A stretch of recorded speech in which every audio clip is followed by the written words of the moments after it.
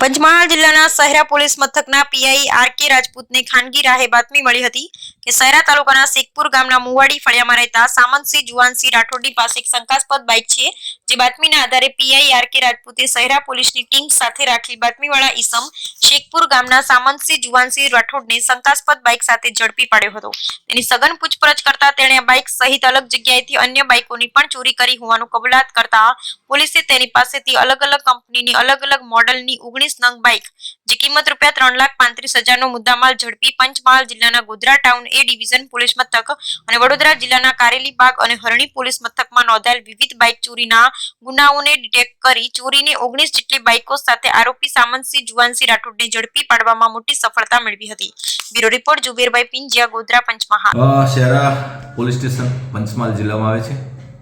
અને એ શહેરા પોલીસ સ્ટેશનનું શેખપુર ગામ છે। એ ગામનું મુવાડી ફળિયામાં રહેતો સામંતસિંહ જુવાનસિંહ રાઠોડ એક શંકાસ્પદ મોટરસાયકલ સાથે શહેરા પોલીસ સ્ટેશનના પોલીસ કર્મચારીઓએ એને પકડવામાં આવેલ અને એની તપાસ દરમિયાન કુલ 19 મોટરસાયકલો અલગ અલગ કંપનીની કબજે કરવામાં આવેલી છે એની પાસેથી, જે પૈકી 19માંથી 3 મોટરસાયકલો બાબતે એક ગોધરાના Shehera A division police station, Vadodara શહેરના કારેલીબાગ અને હરણી પોલીસ સ્ટેશનમાં ગુના નોંધાયેલા છે। એ સિવાયના 16 મોટરસાયકલો આ પકડાયેલ વ્યક્તિએ વડોદરા શહેરના હરણી પોલીસ સ્ટેશન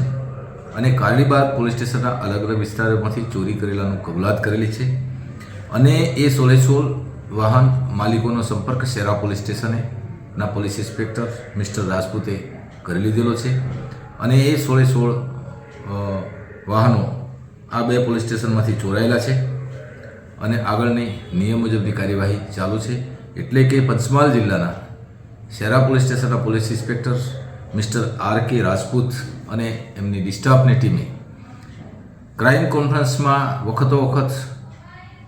પંચમહાલ રેન્જના ડીઆઈજીપી શ્રી રાજેન્દ્ર અસારી સાહેબ તેમજ પંચમહાલ જિલ્લાના પોલીસ અધિક્ષક શ્રી હિમાંશુ સોલંકી સાહેબ નાઓએ આપેલ સૂચનાઓ અન્વયે વાહન ચોરીના ગુનાઓ બનતા અટકાવવા અને એને શોધવા માટેના પ્રયત્નો કરવાની એક ઝુંબેશ હતી અને એના કારણે આ પોલીસ શહેરા પોલીસ પંચમહાલ જિલ્લાનાઓએ આ એક સારામાં સારું મોટું ડિટેક્શન કરેલું છે અને એની હાલ તપાસ નિયમ મુજબની ચાલુ છે।